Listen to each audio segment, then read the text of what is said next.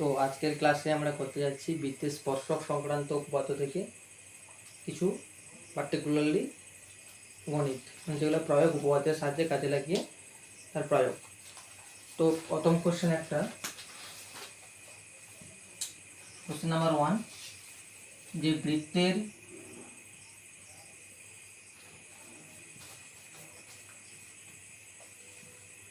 বহিস্থ কোনো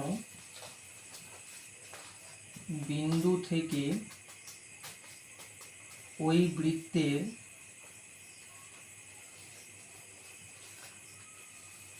স্পর্শকের দৈর্ঘ্য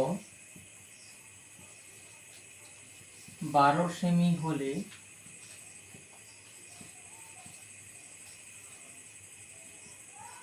ওই বিন্দুটি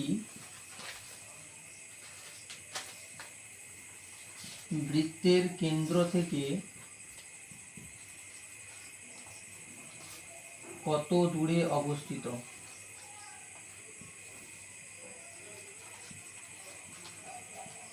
ব্যাসার্ধ সমান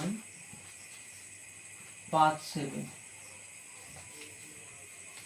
তাহলে একটা কোশ্চেন আছে কি না, বৃত্তের বহিস্থ কোনো বিন্দু থেকে ওই বৃত্তের স্পর্শকের দৈর্ঘ্য 12 সেমি হলে ওই বিন্দুটি বৃত্তের কেন্দ্র থেকে কত দূরে অবস্থিত।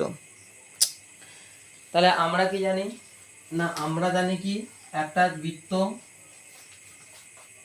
সেই বৃত্তের বহিস্থ কোনো বিন্দু থেকে কোনো স্পর্শক কি থাকে না, ওই স্পর্শ বিন্দুগামী ব্যাসার্ধের সাথে লম্ব থাকে, তার মানে দ্যাটস 90 ডিগ্রি। তাহলে আমাকে বের করতে বলেছে যে এই ও থেকে এ বিন্দু পর্যন্ত দূরত্ব কত। যেখানে বলা আছে কি এই বৃত্তের ব্যাসার্ধটা হচ্ছে কত না 5 সেমি এবং এই স্পর্শকের দৈর্ঘ্য হচ্ছে 12 সেমি। তাহলে আমরা জানি কি এর সমকোণী যদি ত্রিভুজ হয়, তাহলে ত্রিভুজ OPA একটি সমকোণী ত্রিভুজ। তাহলে অতএব আমরা বলতে পারি OA স্কয়ার সমান হবে OP স্কয়ার যুক্ত AP স্কয়ার। তাহলে OA স্কয়ার বলতে বার করবো, তাহলে আমি OA স্কয়ার সমান তাহলে কত হবে না 5 স্কয়ার যুক্ত 12 স্কয়ার। তাহলে মানে বলতে পারি OA স্কয়ার সমান 25 যুক্ত 144। এখান থেকে বলা যেতে পারে না OA সমান হবে plus minus root over of 169, যেখান থেকে বলতে পারবো না OA সমান হবে প্লাস মাইনাস 13, বা এখান থেকে বলতে পারবো OA not equal to minus 13 এবং OA ইকুয়াল টু প্লাস 13। তাহলে অতএব এই কেন্দ্রটি বৃত্তের কেন্দ্র থেকে কত দূরে অবস্থিত না 13 সেমি দূরে অবস্থিত।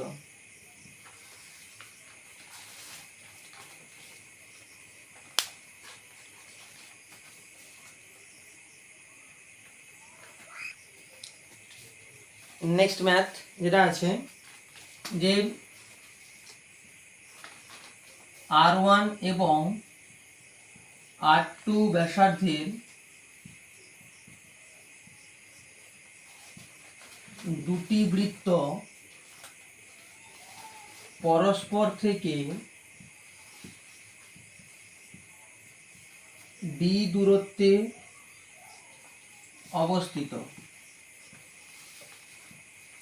তাহলে D দূরত্বে অবস্থিত তাহলে ওই দুটি বৃত্তের সরল এবং তির্যক সাধারণ স্পর্শকের দৈর্ঘ্য কত হবে?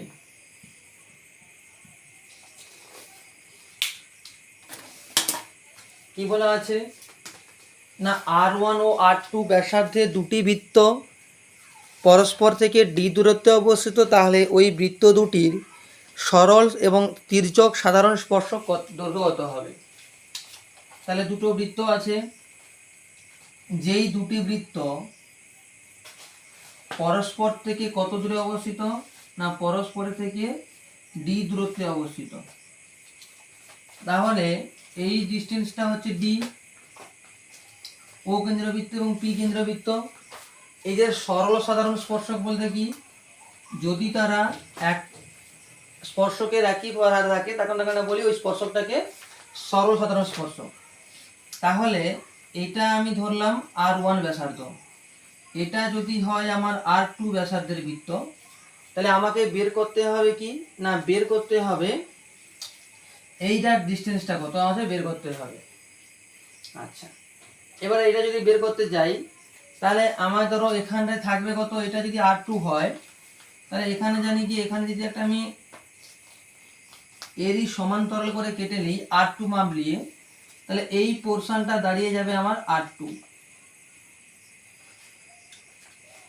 কেন আমি এইটার মাপ নিয়ে এসে এখানে কাটছি, তার মানে এই পুরোটা ছিল আমার, ধরো এটা নাম দিতাম আমি P, এটার নাম দিতাম D, তাহলে আমার থাকতো কত না OP ইকুয়াল টু হচ্ছে R1, তার মধ্যে OD যদি হয় R2, তাহলে বলতে পারি এই পোর্শন টুকুটা কত থাকবে না, এই ছোট পোর্শনটা কত থাকবে না R1 মাইনাস R2, তাহলে আমার থাকবে DP মানে হচ্ছে R1 মাইনাস R2।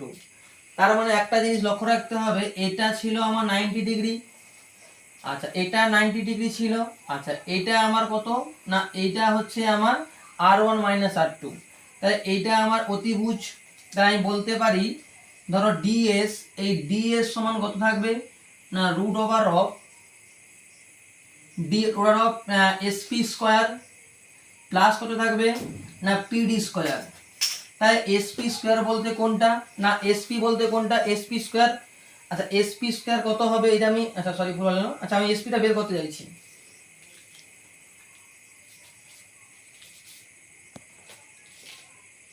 সেটা আমার SPটা বের করতে চাইছি, তার মানে আমি বলতে পারি যে SP সমান বলতে SP সমান কত হবে না SP স্কয়ার সমান কত থাকবে না, SP সমান হবে এই অতিভুজের স্কয়ার মানে রুট ওভার অফ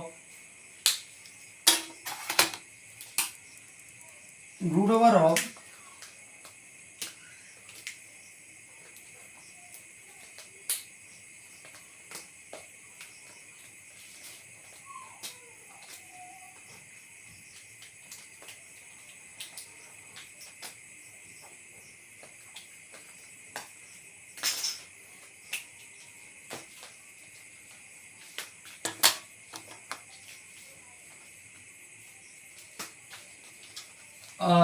কত থাকবে, রুট ওভার থাকবে হচ্ছে ডিপি স্কয়ার, ডি বলছি এসডি স্কয়ার মাইনাস কত থাকবে না SP square, DP square, SD square minus DP square. তাহলে সেখান থেকে মানে অতি লম্ব সমান কি হয় না রুট ওভার অতি স্কয়ার মানে ভূমি স্কয়ার। তাহলে এখান থেকে বলতে পারি root over of SD square মানে কত থাকবে না, এসডি বলতে কোনটা না এই ডিসটেন্স ডি, তাহলে ডি স্কয়ার মাইনাস কত থাকবে না R1 minus R2 whole square. তাহলে আমি এই সরল সাধারণ স্পর্শকের দৈর্ঘ্য পেয়ে গেলাম কত না, তাদের মধ্যে ওই কেন্দ্রদ্বয়ের দূরত্বের হোল স্কয়ার মাইনাস ওই দুটো বৃত্তের ব্যাসার্ধের হোল স্কয়ার। যদি প্রশ্নে থাকে যে 3 সেমি 5 সেমি এবং 3 সেমি ব্যাসার্ধের দুটি বৃত্ত পরস্পর থেকে 12 সেমি দূরে অবস্থিত, তাহলে বা জানতে চাইবে, তাহলে আমরা জানতে চাইবে কি না, জানতে চাইবে ওদের যে সরল সাধারণ স্পর্শক তার দৈর্ঘ্য কত। তাহলে কত করবো না 12 স্কয়ার বিযুক্ত ব্র্যাকেটের মধ্যে 5 মাইনাস 3 হোল স্কয়ার করলে কিন্তু অ্যান্সার চলে আসবে। এটা গেল কি না সরল সাধারণ স্পর্শকের দৈর্ঘ্য। এবার যদি বলে তির্যক সাধারণ স্পর্শকের দৈর্ঘ্য কত হবে, তার মানে কি ওরা কি থাকবে না ওদের সাধারণ স্পর্শকের বিপরীত পাশে অবস্থিত থাকবে। তাহলে এটা যদি R1 কেন্দ্রে ব্যাসার্ধ বৃত্ত হয়, এটা যদি R2 হয়, তাহলে এদের তির্যক সাধারণ স্পর্শক বলতে এইটা, ধরো এটা P, এটা ধরো S, এই SPটা হবে তির্যক অংশ। তাহলে এইটার দৈর্ঘ্য কত হবে না, এটা ছিল আমার কি না R1 ব্যাসার্ধ, এটা ছিল আমার কি না R2 ব্যাসার্ধ। তাহলে আমাকে বার করতে হবে কি না বের করতে হবে যে, এবং এরা এর ডিসটেন্সটা কত বলছে না, এই ডিসটেন্সটা বলছে আমাকে D। তাহলে আমাকে বের করতে হবে এইটা আমি কি করে বের করব, তাহলে এইটা আমি কি করে বের করব না, এটা যদি R2 হয় তাহলে এই পোর্শনের মাপ নিয়ে আমি R1 থেকে বাড়িয়ে R2 বেরিয়ে দিলাম। ধরো একে বর্ধিত করলাম এ বিন্দু পর্যন্ত।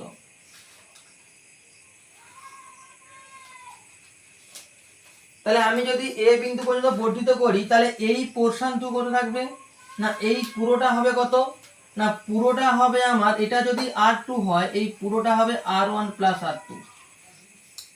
তাহলে আমি এর মানটা বের করব, তার মানে কি আমি এইটুকু অংশটা বের করলে এর মানটা পেয়ে যাব। তার কথার অর্থ এইটা কত হবে না এইটা বের করতে হলে একটা জিনিস মনে রাখতে হবে যে আমি টানছি কি না, তাহলে এইটার সঙ্গে এটা কি, এটা তো 90 ডিগ্রি কোণে আছে। তাহলে এখানে লম্বকে, অতিভুজকে, ভূমিকে সেটা আমাকে জানতে হবে। তাহলে এটা যেহেতু লম্ব ছিল, তাহলে এটা যদি ডি হয় তাহলে এটা লম্ব, এটা ভূমি, এটা অতিভুজ। তাহলে আমি যদি এইটা বের করতে পারি তাহলে অতিভুজ এইটা বের করতে পারি, তাহলে এইটা আমার বের করতে বেশি সময় যাবে। তাহলে এ কিউ কত হবে না এ কিউ সমান হবে √/, না এটা যদি অতি হয় তাহলে আমি বলতে পারি এটা লম্ব ছিল, অলরেডি লম্ব ছিল এটার মানে। তার মানে ভাবো তাহলে এটা যদি হয় আমার অতিভুজ তাহলে এইটা কত থাকবে না অতিভুজ সমান হয় কি না লম্ব স্কয়ার মাইনাস লম্ব স্কয়ার প্লাস ভূমি স্কয়ার। তাহলে লম্ব কত না R1 প্লাস R2